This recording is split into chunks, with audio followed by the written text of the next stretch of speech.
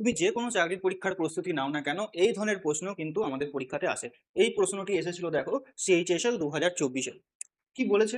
যদি একটি পণ্যের দাম 36% বৃদ্ধি করা হয় তবে তার ব্যবহার কত শতকরা কমাতে হবে, যার ফলে তার খরচ অপরিবর্তিত থাকে। তো এই অঙ্কটা দেখো 36% মানে আমরা কত জানি, তুমি বলবে 36/100, রাইট?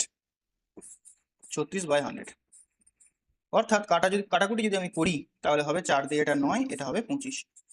তাহলে দেখো বৃদ্ধি পেয়েছে মানে 25টা বৃদ্ধি হয়েছে কততে, 9 9 এক্সট্রা হয়েছে, মানে 25 প্লাস 9 দ্যাট ইজ 34 বৃদ্ধি হয়েছে।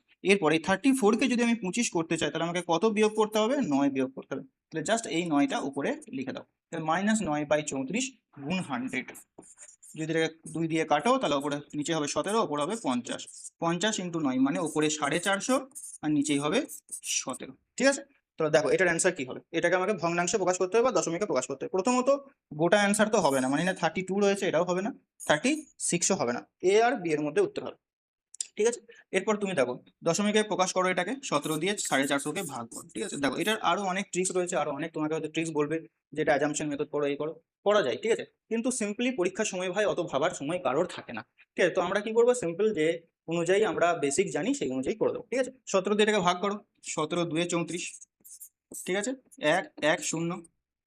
এরপর দেখো 17 ঘরে যদি তোমার নামটা থাকে তাহলে এটা করতে তোমার বেশি সময় লাগবে না। 6 দিয়ে চালাও, 6 17 102। তাহলে 26 দশমিক কিছু একটা অ্যান্সার হবে। তো অপশন বি হয়ে যাবে এটার রাইট অ্যান্সার।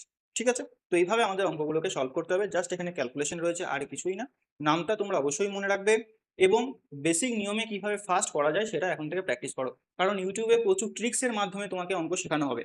যে কোনো একটা কোশ্চেন নিয়ে আসবে, সেটাকে একটা ট্রিক্সে খুব সহজে তোমাদেরকে শিখিয়ে দেবে।